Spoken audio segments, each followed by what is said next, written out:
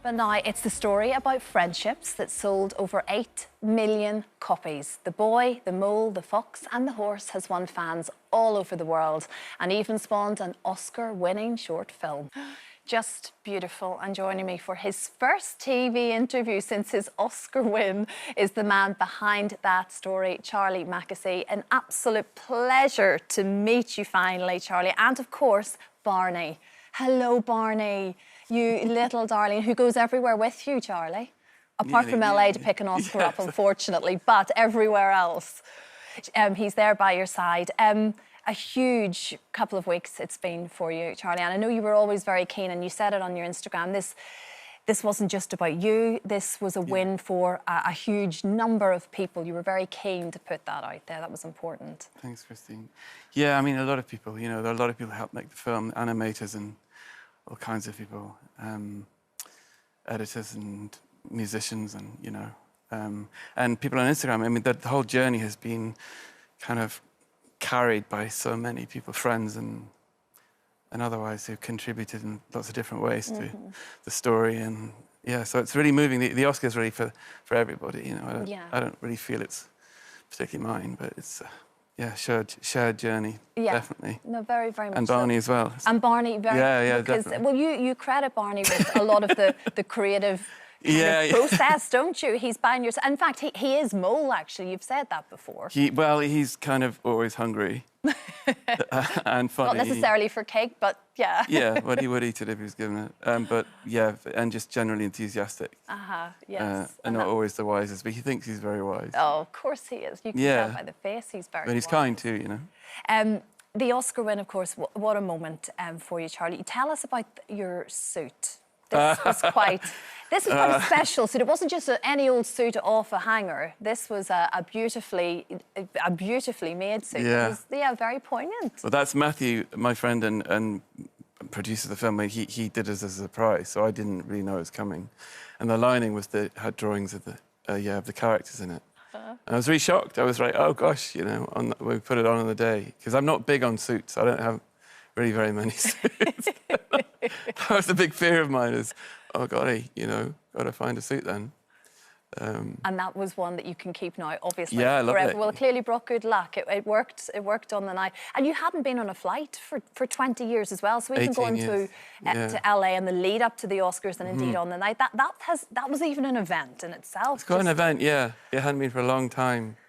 But I really loved it. You know, I think from the outside, you look in on the Oscars and Hollywood and you see a certain thing. But for me, it was...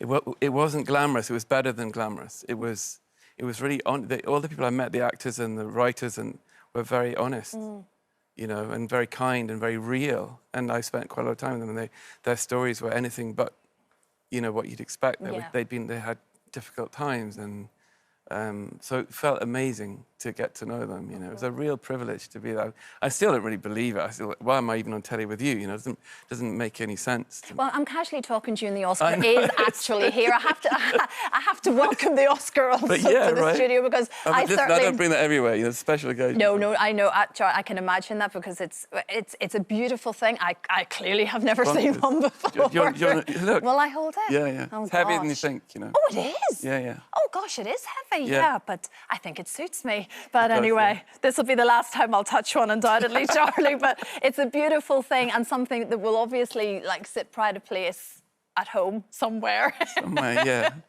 Keeping it safe. Although you did spend a bit of time in the bathroom at the Oscars, and you told our your Instagram followers, there is the proof, hiding in the loo again. Again. Always hiding. That kind of night. Yeah, it was. It was the reality of it all, I guess. It was what? The reality of it all. It can be overpowering. I have a strange relationship with reality, and when you're suddenly thinking you're actually there, and this is real. Then, you know, it did make me go, okay, just pop to the loo for a second. Breathe. Compose myself and start again. Yeah, exactly. Charlie, tell me, can there possibly be a sequel? You know, I think that they have more to say, probably. I think it would be lovely to do something. What do you think? Oh, Absolutely, yes. I think there's much more to say. Okay. It's just so beautiful. And like I mentioned earlier, I've read it. I read it to my daughter again just last night.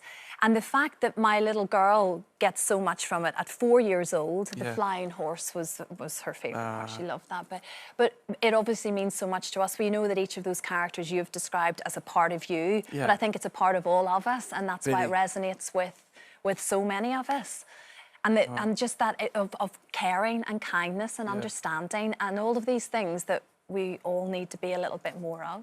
Yeah. Well, that's lovely to hear. I mean, I just find it so moving when I hear from people. Yeah. Whoever they are, you know, it's really lovely. Well, it's an incredible couple of weeks for you, Charlie, and incredibly well deserved as well. Thank you so so much for bringing Barney in Barney, firstly, he's asleep. and of course the Oscar. Thank you. You can still watch The Boy, The Mole, The Fox and the Horse. It's beautiful. The music's beautiful. It's just gorgeous. It's on BBC iPlayer right now. Thank you so much. Thank you. Charlie.